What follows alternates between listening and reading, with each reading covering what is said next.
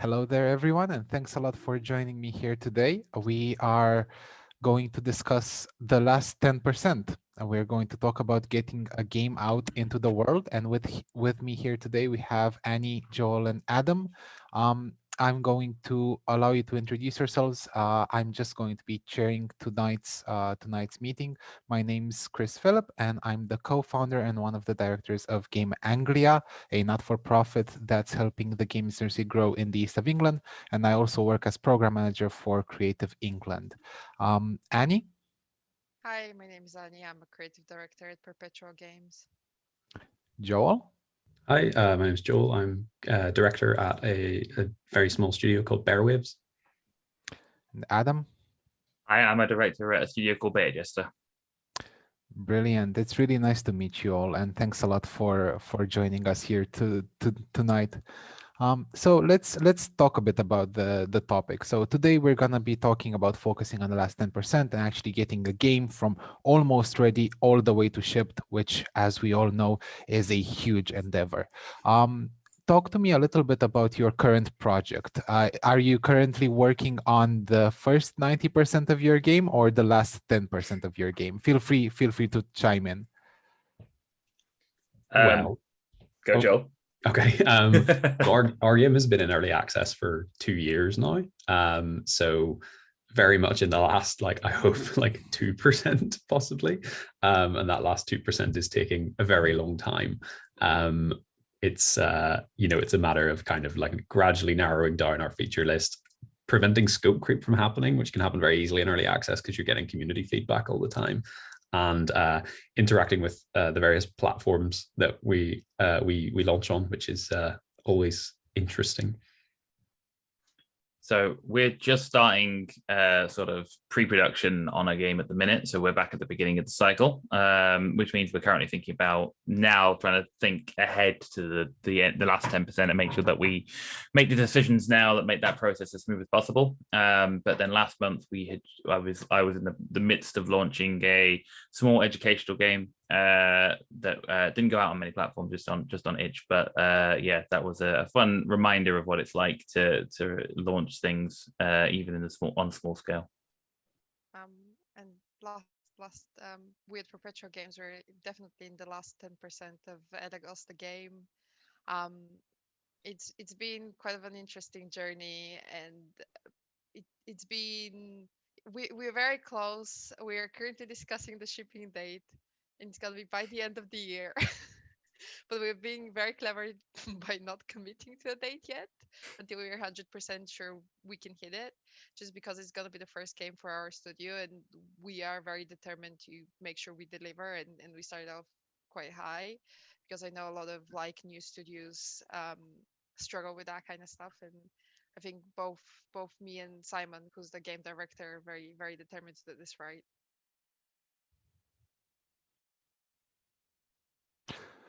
And can you talk to me a little bit about how it felt the last time that you shipped something? Again, focusing on those last 10%. Adam, you said that you've most recently shipped something. So talk to us a little bit about how that felt, and generally what it was like to push a product over that edge.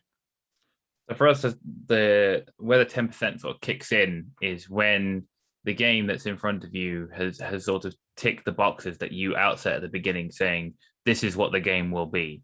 Because it's so easy to kind of get lost in it and be like, oh, I'm just going to add this, to keep working on that. I'm going to keep filling this bit in. This bit's not quite perfect yet, but there has to come a point where if you didn't define what that end point looks like at the start, then at the end it's going to be, there is no end. You'll just keep going forever and forget that things have the project has to stop at some point. So there was a point at which I sort of hit the marker of, okay, this is where this is where I know that I've got everything in, all the features are there, the mechanics there, everything that I wanted to be in this are done. So now it was the point of, okay, how do I get this from here to the point where I'm happy? And for me, a lot of that comes down to iterative playtesting. So I basically play the game from start to finish, which was possible for this one because it was only sort of a shorter game, about 5 minutes. I'll play through the whole thing, and go, what is everything that I don't like? What is everything that's wrong? What is everything that I think needs improving? Not like massive, like I need to completely add this new feature, but like this didn't feel right, or this took too long, or this was too slow. Get a whole list of it down, go through all of it, tick every box, make sure everything that I just outlined was in again.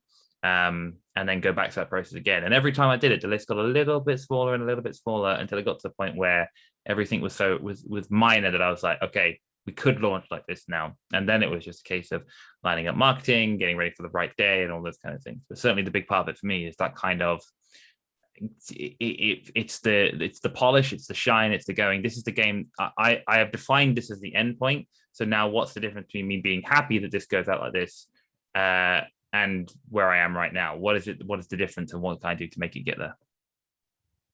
Brilliant. Thanks a lot. What about you, Annie? When was the last time you shipped something? So besides obviously things for game jams or small personal projects, I actually used to work in the advertising industry, and there was the shipping cycles there are much quicker. So you're looking at like 3 to 6 months if you're incredibly lucky, 9 months. And one thing that the advertising industry teaches you is like you cannot miss a shipping date and you cannot not ship the product.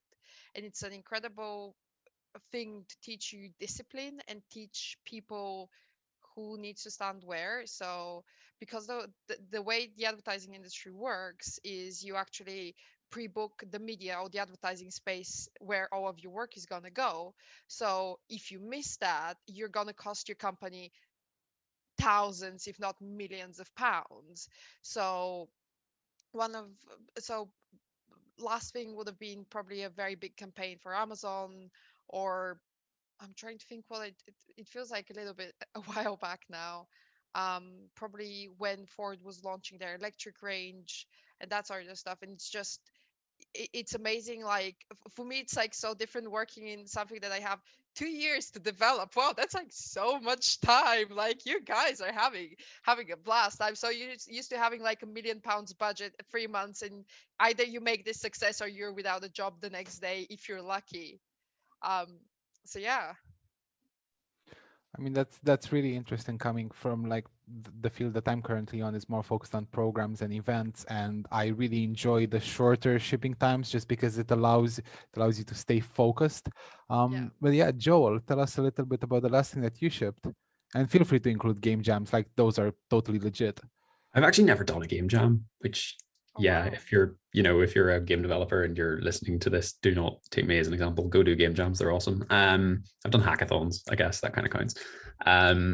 So every game I've ever worked on, I think, has been a game that launched into early access prior to going into full release, and all but a couple of those games have been like live service style games, which is quite an interesting space to work in, particularly if you're like an indie. I find that the definition of shipping whenever you work in a live service game is quite different to the definition of shipping for do we still call them premium titles? I don't know. A more traditional commercial model for a game. In that, while obviously if you make a game and you sell it, you're still going to probably patch it. You're still probably going to release updates. Live service games, like shipping, is almost meaningless in a lot of ways, because the game that you ship is going to be vastly different, probably significantly worse, you hope, than the game that ends up being played 6 months, a year, 2 years down the line.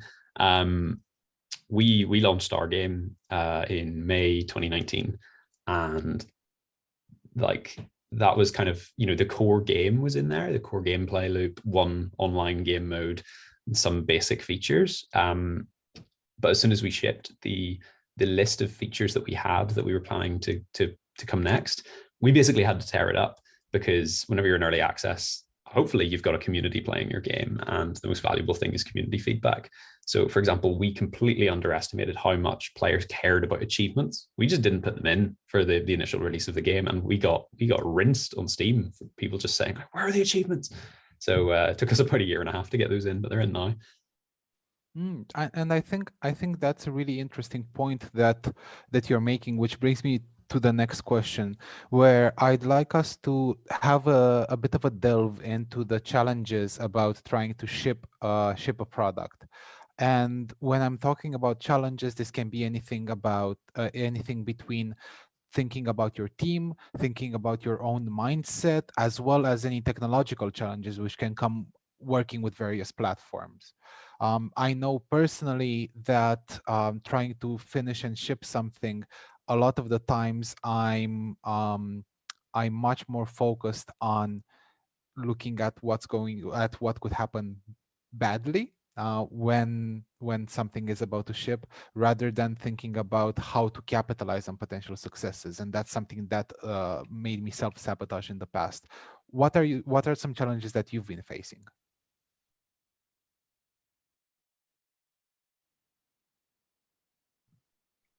Everyone's silent, so I'll talk. I would There are say no challenges. Everything there are no is challenges. perfect. Games are easy. Like for us, I think most of the kind of, I mean, the planning for success thing is interesting because I primarily work in multiplayer, so you're always planning for what scale you might have to hit on your back end.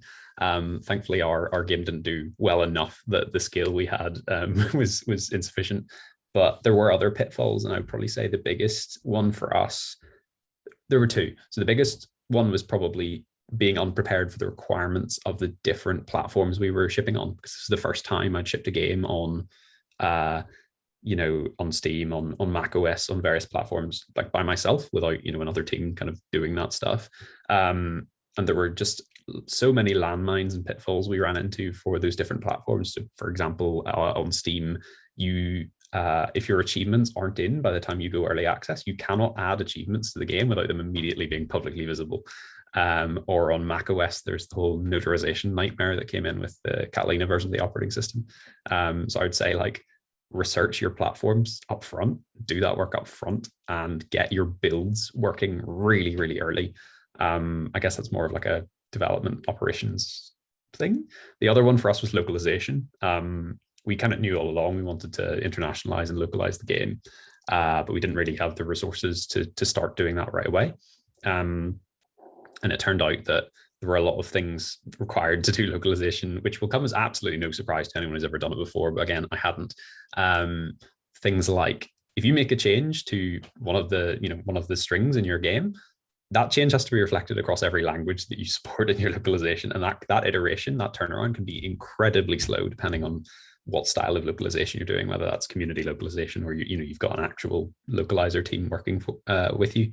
And then the internationalization side of things, fonts are just a nightmare. So those were our biggest issues. I think Joel hits on something that's really key there, which is that the way that I actually think about it of the last 10% is that the last 10% is exactly the same as the rest of it. In terms of, imagine scaling a mountain, it is 10% of the mountain, but the last 10% is full of gates. And if you get to the gate and they go, did you pick up the magic statue, right back at the beginning? And you go, no. They go back to the beginning and pick it up. And that's the thing that takes time. It's the fact that if you didn't plan for it at the very, very beginning, that now you're here, you have to go back and change things and do stuff. Localization, obviously, classic.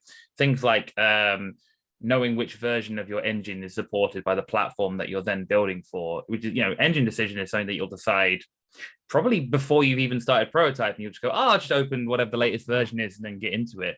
And then if you find out a year and a half, 2 years later, they go, actually you need to be 2 versions earlier, which means this feature of the engine doesn't actually exist for you.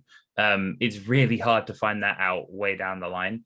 So yeah, it's really, pre-production is massively important, the last 10%, which is unhelpful if you're already in the last 10%. I'm very sorry about this.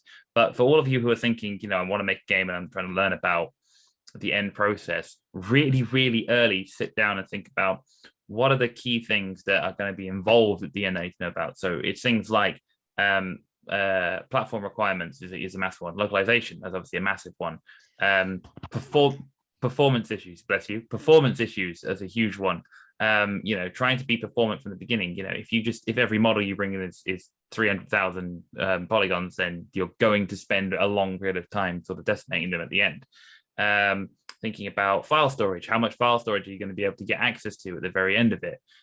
Thinking about your build setup, are you going to be able to build for the different platforms? Are you cloud building? Are you local? Anything that's involved basically the finalization process, things that aren't actually your game in terms of the physicality of the mechanics and the narrative and that kind of thing, and sit around it, computery things like file storage and all that kind of stuff. The sooner you start thinking about how you're going to manage them and prepare for them, the less daunting the last 10% will be. And by the way, that whole thing with the gates is something that we use quite a lot. We just use it in a little bit of a different way where we say, for example, most recently we signed off the level design and we let everyone know 2 months in advance that on this date, this will be the final level design. Speak now or forever hold your peace. And it's been amazing that we did it. We had the meeting. I signed off the level design, and we haven't changed it ever since. So because we had the conversation that if this doesn't happen now, we can't begin set dressing, for example. We can't move on to testing out. This was after testing out the level design and everything else, because obviously you do set dressing and then you do another pass of testing to see if those principles and everything that you've set out as intentions hold up. So that's been for us like very important to have these conversations of like, this is the cutoff point for this. And the other thing that I found very, very different to what I was expecting, um, is just having the confidence to walk into a meeting before anyone else has spoken, for you to say, I think this feature is good enough. And I think if we have any further discussions, they need to be if this is game breaking. Because it's very difficult. It's very difficult. You come across like so many perfectionists in games, and you see these games stuck in development hell. And like at the same time, in my previous experience, it's being like, is this good enough? And it's like such an important question that before we have a discussion, it's like, first of all, is this thing that we're talking about, whether it's music, art, design, or any other discipline, good enough at its current state? And if it's good enough, then the rule is any further discussion will be had if it's game breaking. Because otherwise, the moment you start getting like onto like perfectionist levels, that's when egos start getting involved, and one person's idea of perfect and a different person's idea of perfect, and it becomes like very messy. And I think that's when it's quite important, especially if you're in a more senior position in a studio, to have the confidence to walk in and say, this is good enough, now we as a team move on. And of course not everyone is going to be happy about it, because it can always be done better, but it's just how things are, because at the end of the day, your biggest responsibility is towards finishing that game. A finished unperfect game is always going to be better than the perfect but never finished. And it's just reminding the whole team, reminding even yourself very often about that, and just keeping managing these expectations, and also managing it with your community as well. Because sometimes communities can be very harsh on especially indie devs, and being like, why is this not like a triple insert triple A title? You see, because like it's not 250 of us, it's like 9 of us, and we're doing our best. So it's just like having that very open communication of, okay, like does the community think it's game breaking? Like, and if the answer is yes, then we go back and we relook at it. But I feel like it's very important having that confidence of being like,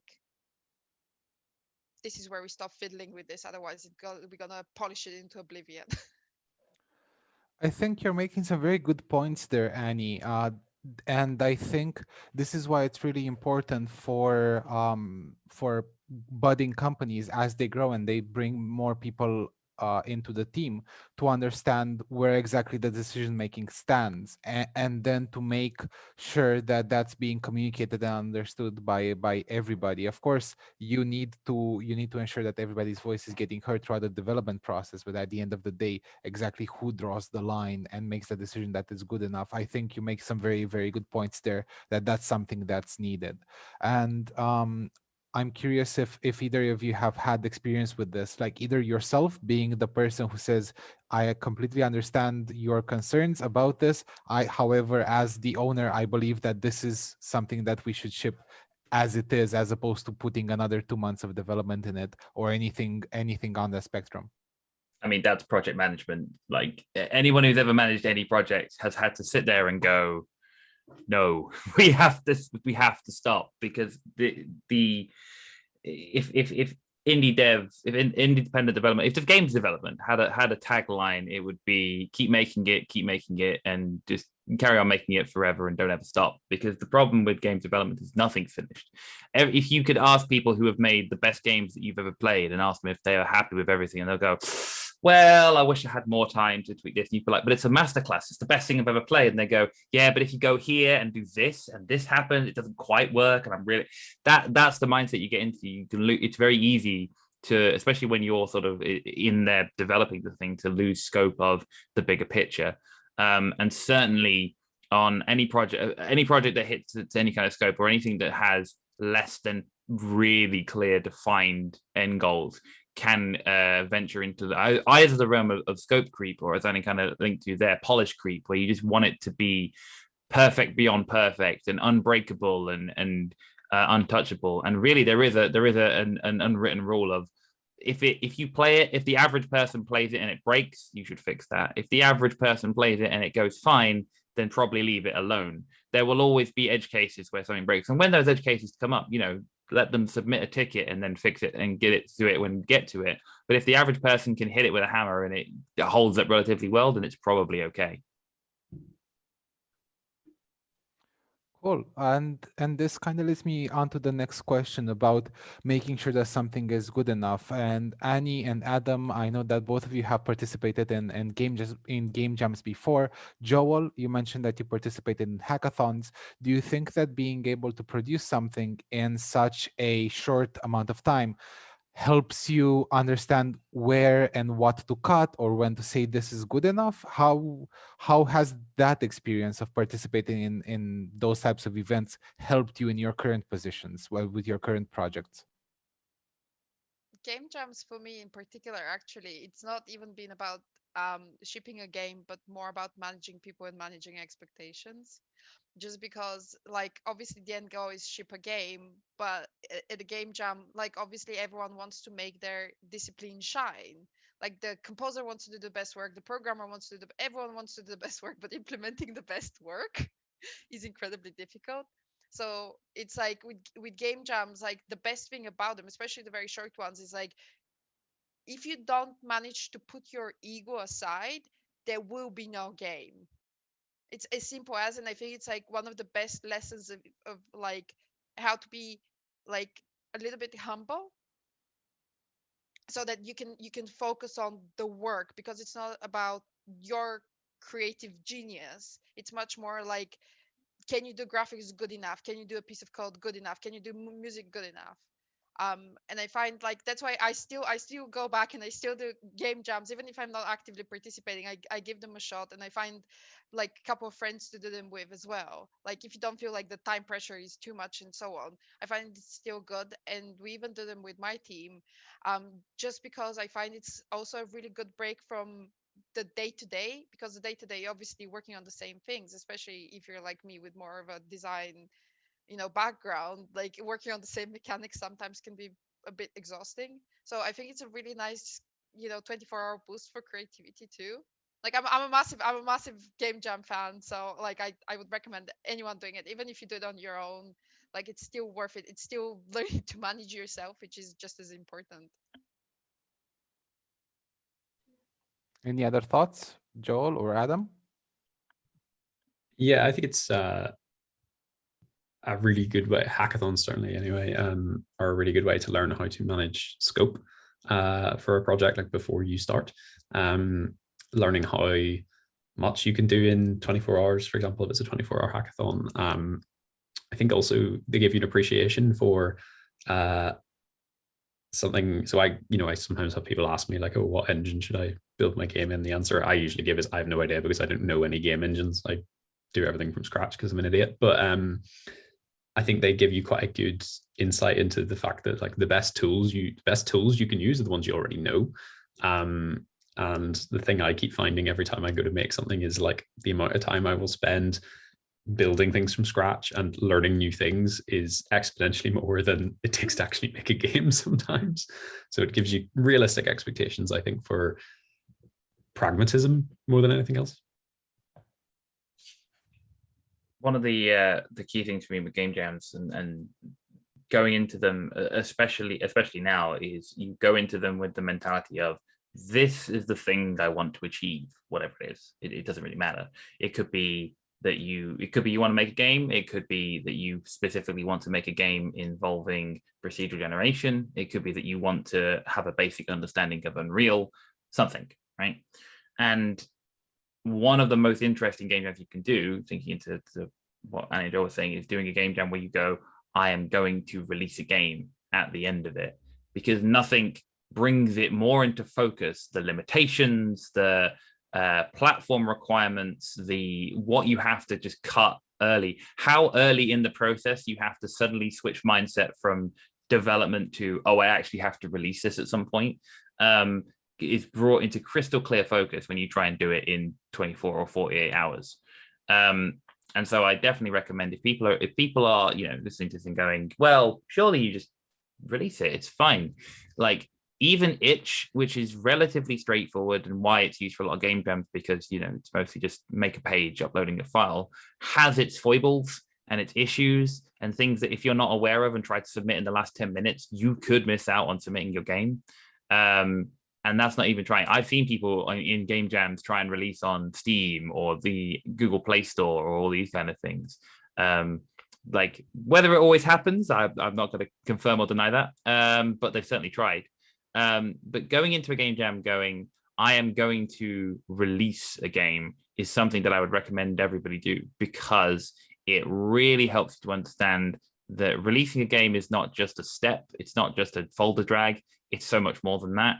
And if you're not prepared for the time it takes to do that, and to do it, and not just do it and get it out there, but do it and do it well, if you want to do marketing, if you want to have a Twitter account, if you want to have the screenshots and the right sizes, if you want to have the banner ready, if you want to learn how to do HTML markup so you can make the page look half decent and all this kind of thing, it takes you so much longer than you expect, that doing it in 48 hours will save you 6, 12, 18 weeks at the other end of you trying to release a game that you've been working on for a year and a half, 2 years.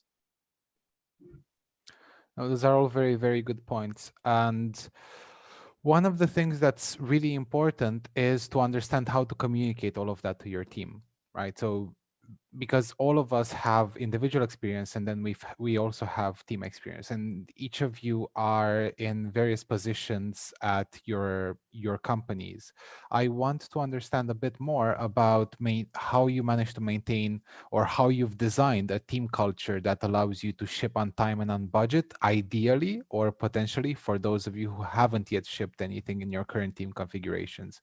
So how exactly do you communicate with your teams? Do you have any processes or any mantras that you go through at weekly scrums, for example? Tell me a bit more about that. Sorry, I just feel the biggest need to give a shout out to our producer Phil, who is an absolute legend, and he's the reason why things are happening. Like, I would say, if you can afford it, a good producer is worth their weight in gold, like through and through. Um, it's so me and Phil usually we have a production meeting where everyone's like going through outstanding tasks, and always having the discussion of like, is this happening, is this not happening, if it's not happening, why it's not happening, and trying to identify like bottlenecks or issues like as early as possible. And then from my side, I've actually gotten the whole design of the whole game, um, well, level by level, onto a mirror board where everyone on the team can see, everyone on the team can contribute to, so that like everyone knows exactly what we're working towards. Because I found like it's so useful if everyone on the team knows exactly what the end looks like. Otherwise, I find that's where a lot of frustrations come from, when someone is spending a lot of time working on something, and then they realize that actually this has been phased out by the design or the direction or something else like a month ago, and they feel like a lot of their work is in vain. I feel it's very, very important to communicate very clearly with the team what needs to be done. Like, and once that's that, and obviously hear the feedback from the team as well. They usually have some very useful stuff to tell you back. Everyone's like expert in their own discipline. Everyone understands their own work the best way possible, so it's very important to listen to them. And that doesn't mean not saying no, but when you say no, always say no because this is how it relates to the work. No, never say no, I don't like it. Nothing crushes the soul more than nah, don't like it. I'll know when I see it. And other stuff, try not to do those kind of things. Always try to go back and be like, how does this serve the game, how does this serve the project? is it adding more features? Are those features massively improving the product? And interrogate every time you feel resistance, interrogate yourself, interrogate the other people. And it helps massively, just because this way, when you're saying no, like, people won't start hating you because you're the big bad person, like, saying no, but instead understand. Every time you explain, they understand better and better and better what you're working towards. So a big thing for me is that from this is across multiple projects and learning over time, and also you see it come through in other kind of organizational structures, is making everything visible. And that it comes in, the best place it comes in is if anyone's watched Marie Kondo talking about her method of tidying up. The first thing is you take all the clothes out the cupboard and put them all in front of you, because only when everything is there do you actually realize the sheer amount of what's going on. And no more true is this in games. If in game development teams are quietly working away on things, no one's talking to each other, and it's all just like, oh yeah, it's going great, yeah, and that's it. You have no idea what's going on in your team. And one day you'll go past their laptop and look and be like, that doesn't even look like the game I've got in my head. And they'll be like, oh, I've been working on this for 2 years. And then that's when it becomes a real problem. And so for me, communication and making the work visible is the most important thing. Having task lists that are visible so everyone can see who's doing what's being worked on, how it relates, everything like that. Having so we have a small team, so we have daily stand-ups so that we can talk to each other and say, like, right, today this is what I did, this is how it, what I was working on, this is how it went. Tomorrow I'm going to be planning to do this, what I think. And having reviews every now and then, whether it's 2 weeks or a month or whatever it might be, but at some point where you can look back and go, okay, well, how did we do? Did it work? Did it not work? Are we on track? Do we want to change things? Have our parameters changed? All that kind of stuff. The most important thing is having it all be visible at some point, not every moment, because it's not possible. Otherwise, you'd spend all your time in meetings talking about the thing you're going to do after the meeting. But definitely having those open lines of communication and making everyone feel comfortable about being open and communicating, and not, as Annie said, you don't go no to people. It's being able to everyone feel like they can put forward their idea and it will be judged fairly. Like, whether that might end up just being like, not sure we can do that right now, so we're going to have to, put it on the backlog and do it another day. But making everyone feel they can contribute, because then when issues do arise, they will bring it to the fore and it can be resolved then, not 2 years down the line when two teams have been making two entirely different games, which there are post-mortems about, and go check them out. They are horrifying to read.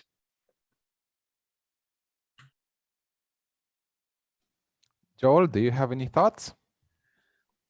The team I'm on with Bearwaves is very small. And we, up until quite recently, our development model was very like everything comes through Joel. So it's me doing basically programming, production, and then someone doing art and someone doing music. So they're more kind of providing like assets that I asked for, and like we have a back and forth on what the game is going to look like and stuff. But ultimately, I do kind of have oversight over everything, not in like a commanding way, but in like a nothing really happens in the game without me seeing it, because I'm the only person committing into version control. We did recently add a QA person to the team. So now we're kind of restructuring things, and because it's such a small team, like the QA person is also deeply involved with like developer operations, community management, game design, and so we're having to kind of shake things up a little bit, which is interesting doing that now whenever the game is already out, and being iterated on kind of in public.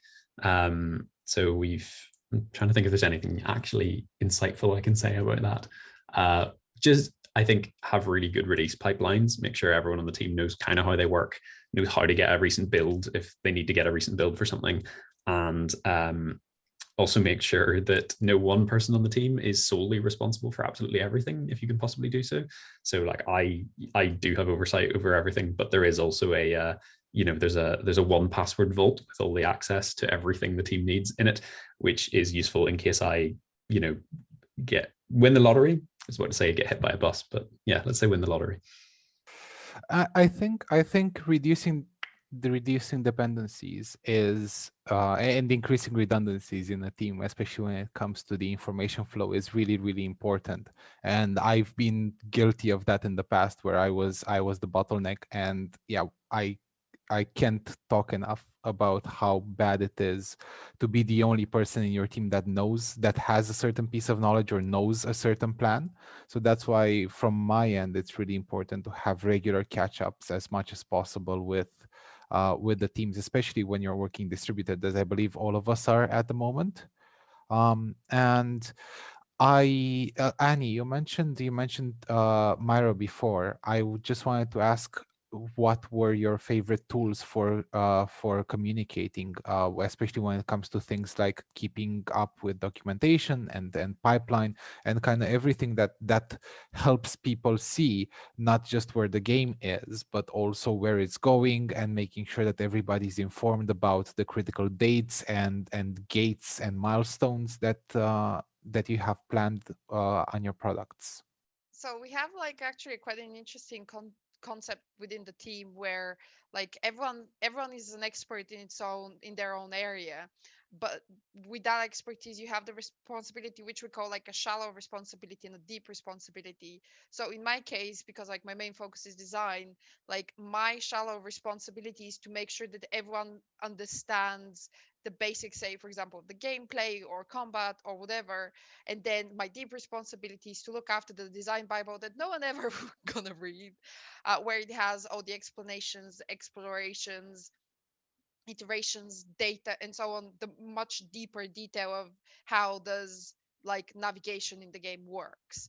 So it's the same thing, say for production, it's the producer's work to keep reminding people what things need to be done, but he's also keeping like 7 boards on Trello, making sure that like everything is getting done in the right order. Same thing, for programming. So say the one of the places where all of this comes to fruition is on the mirror board. In one of the places on the level, we're implementing a stealth mechanic, and then just with a single arrow I've brought out like what are the stealth parameters for the player controller. To that, then there is a link to Confluence where there is like the whole section on stealthing in the game, how stealthing affects like other NPCs, how the intricacies of it work, and so whoever's like implementing stealthing can go and explore further.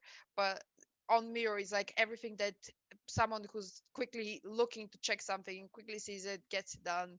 And then if they need to delve into deeper, they can either read the documentation or talk to me. And it's like that's like the principle where you have to exercise like critical thinking of like what does your team need to know versus what does your team or individual team members need to understand. Because say on the other hand, a concept artist does not need to understand how the stealthing, what the stealthing parameters are in the units that we're using for the engine, but they do need to know that this area needs to feel stealthy.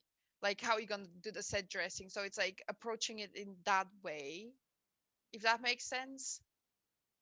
Yeah, definitely. It's about not just a need to know basis, but also understanding who needs to know what and communicating them in the language that they're going to understand and in the phrasing that they're going to understand with the respective Exactly. roles. Exactly. Hmm. And also, it gives people a good sense of ownership. Just because in my experience, I've noticed that the more a person feels like, oh, I've made this, I've contributed this. This is the bit where when you put the game for your mom and dad, you point and you say like, and I made this. Yeah. The better they work. So it's difficult because it means releasing a little bit of control and allowing someone to own something. But at the same time, you see immediately people care so much more about the work that they're doing. They're so much more collaborative, and it's these little details that you just need to let people own, and you need to let people be experts, and kind of like understand that they're not gonna do it how you would do it, but that's why you've hired them for the job. Because like I'm not a good audio designer, I'm not a good composer. That's not how I would have done the music, but our composer is doing much better than what I would have done. So it's just understanding all of these things, especially when it comes to like a discipline that you are well versed in. That's when it becomes more difficult. But again, it keeps coming to what's best for the game. Yeah, exactly. Joel, Adam, any thoughts on pipeline or tools? Uh, we tend to use the like very commonest things, I guess. So we talk on Slack, we use Jira, We used Trello for a while, but I like the simplicity of Trello, but eventually like you do get to something where it just won't do it. And then you need Jira, and then you have to start working with Jira again. And then you hit your life for a little bit. And then you get used to it again, and you realize that Jira is actually really, really good, despite literally no one ever have anything good to say about it. It's a bit like Photoshop, I guess. But what else do we use in terms of pipelines? We tend to rely on a lot of, so Bearwaves is a bit of a weird studio. We don't really have super lots of funding. So we tend to rely on a lot of open source tech and a lot of self-hosted stuff. So we have our own like build servers and stuff that we run ourselves on DigitalOcean. And I tend to build a lot of our build pipelines and things kind of from scratch, which is kind of fun, but not something I would actually recommend people do. But it does mean that now that we've got, because we're kind of wrapping up production now on the first game, and it means that we have a really good basis of tools now for the second game that we just didn't have like whenever we started working on the first game. So you can reuse stuff between games, I guess is my point, and that's good. Yeah. So from our perspective, the into the pipeline stuff, it harkens back to something that Joel mentioned before about game jams. Is that you're much better off using things that you know how to use than using something that people are telling you is good. If you've used Trello before and you like it, just stick to it. There are other solutions like similar to Joel. I've used Trello for projects and then I've outgrown it and the project needed to move to somewhere more like Airtable. But sometimes Trello is perfect and it just works for a distributed team and it's small enough and in scope that we can use it. But 100% the best thing to do is to kind of be in that position where the things that you use are the key one is the things that you use are in the places where your team are. There is no point saying let's all use Teams if all of your team is on Slack, because they just won't see the Teams messages and things get lost and missed.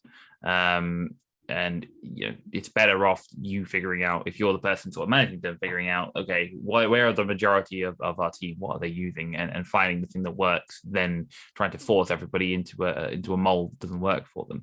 The one caveat I will put to that though is that on per project that could change, and it's worth you as an individual, just if you're interested, staying up to date with the latest kind of whatever it may be, because you don't know when you're going to come across something that you go, actually, you know what, this is so much better and I want to use this instead.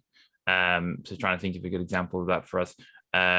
So for example, there's a tool out there called Giazo, which is a quick screenshot and GIF capture system. I have GIF capture system. I have a built-in Unity one that I use regularly for projects and things, but this one allowed me to do it without having to set up a bunch of things. I just go, oh, I want to grab that, there we go. And so now I've integrated it into my personal workflow because it's easy to use. And from a team perspective, that at one point none of us use Discord, and now we all do. At one point none of us use Slack, and now we all do. There are these tools that do come along every now and then that you hear enough voices going, actually, you know what, this is kind of worth it. I'm kind of checking it out. That it's worth you taking the time to look at and understand, and then make a decision for yourself. Go, you know what, this is great. I do want to use this. Or go, you know what, this is not going to significantly improve it. Let's stick with what we've got. But number one, don't change halfway through a project, because you'll lose a bunch of files. The conversation, people will be on the old system and the new system. They'll join and then they'll go, oh, did you see the message in that channel? And they'll go, there are other channels, and no one will ever know anyone had any conversations. Yes, once you've got it set and you're happy and it works, don't shift things around unless there's a desperate need to. Can I just add, because I remember one of the most useful tools we've implemented is we have like a co-working space on Discord, which is like, just because all of us are remote, we have like this one dedicated like voice and video channel for people to just work together. It's been a massive change in like morale and how we do things, because it is when you're remote, you don't have the bumping into someone into the office and asking them quickly about a thing setup. So it's actually been pretty great, and we get to just pretty much like hang out together, talk, as close as making a cup of tea together and that kind of stuff. And really helps. It really, really helps. I'm really happy you mentioned that, because I've heard about this in the past and I've been meaning to try it out. And thankfully, Slack is soon rolling out a very similar option where you can create these hangout spaces on Slack if you're not a Discord person. my next to last question is, do you have any mindset tips for being able to push a project over the edge into ship territory? I really liked what Adam said about keeping an open mind and trying to stay up to date with best practices through word of mouth rather than through business development calls. And from my end, that's how I discovered Notion, which has been amazing at creating lists from anything for personal reasons all the way to wikis. So, does anybody have any other mindset tips about pushing a game into ship territory? Just to jump in quick, when it comes to the last 10%, my mindset is taken from, there's a studio who made Crashlands and Levelhead called Butterscotch Shenanigans, and one of their number one mantras is, can we not? Just anything that comes across your table in the last 10%, it's like, can we just not do that? If we can avoid doing that altogether, then that is the thing we will do. And when it comes to last 10%, it has to be that kind of brutal, cutthroat. If we don't have to do this, let's not do this. Let's not add to the last 10%. We've done the 90%. Let's just get things out the door in the best way we can, in the quickest way we can, without giving ourselves more work. So that's my mindset for the last 10% every time. Yeah. And read the Apple documentation very carefully, because it's going to have changed since you started production. I think, yeah, like also a big one for us is like, don't get too distracted during the last 10% of a project thinking about what pre-production for the next project is going to look like. We've got a very excited developer on our team who's doing loads of like art tests for our next game at the minute, because there's not really much art stuff left for them to do on the current game, and it's quite funny because, like, you know, we'll be like heads down working on the next, you know, the last feature for Feud or whatever, and then he'll pop up saying like, hey, have you seen these designs? And it's very hard to kind of keep that balance of like, oh, this is really exciting, but I do need to finish the other thing, I think, at some point. I mean, the reality of early access is a lot of games don't ever get finished and they just sort of stay in early access forever, but I'm too proud. I was gonna say one for the more introverted and more quiet people on the team, just because I know they usually have a problem with speaking up. And you know, if you're ever in that situation where you can see like the train flying towards the wall that's gonna crash into, documentation is your key. Like bring the conversation back to the design pillars. The design pillars affect everyone making the game, even if it's a million miles away from what your discipline is. Bring back to things that have been discussed before, and like make the team hear you through the things that the team has committed to. And that's where you can find your voice. Like, you don't need to be loud, you don't need to be difficult, you don't need to do all of these things that usually quieter people find challenging. Just anchor yourself into the documentation, because the moment you say like, this is a great feature, but I don't see how it reflects our design pillars, it shift the focus from you, especially if you're more a shy person, onto what the team has committed to. So that's a little tip if you're like a little bit more shy. Cool. Thank you so much for that. My last question is, if you have anything that you're currently working on or that you really like that you'd like to give a shout out or a plug to. And I'll start with this one. As I said, I work as program manager for Creative England, and at the moment we're running we are taking applications for a game scale-up program. So if you are a studio founder or exec level person who runs a game studio and you're based in the English regions outside of London, do reach out to us, have a look on our website and see if that's something that you would like to take part in. And if you aren't based in the English regions outside of London, still have a look at, because we would like to have a chat with you about all of our further programs. So yeah, anyone in the UK is eligible.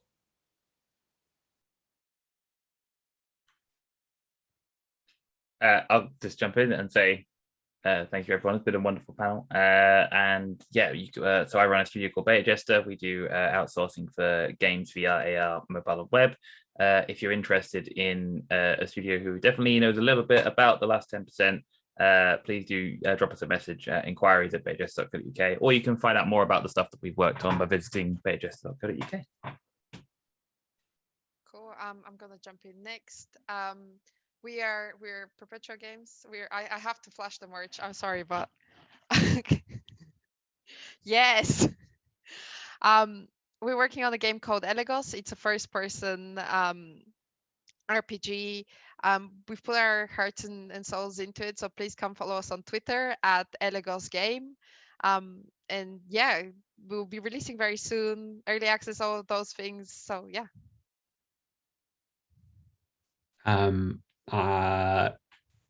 Me then, thank you very much for having me on this. This is really fun. I mostly exist on Twitter at Joel Auter. We have a game out. It's called Feud, and it's free on Steam and iOS and Android and itch, and you should play it because it's really good. I'm also in a weird games poetry art collective thing called Rare Mammals with a poet called Antosh Wojcik, and you should check us out because we're doing really weird shit and I'm enjoying it. Brilliant. Thank you so much, everyone, for being here on the panel this evening. And I hope to see you all soon. For everybody at home, I hope this was enlightening. Do feel free to reach out to us. I think that all of us are on Twitter, and we're always happy to help others. And enjoy the rest of EGX Rezzed. We hope you've had a good week. Bye.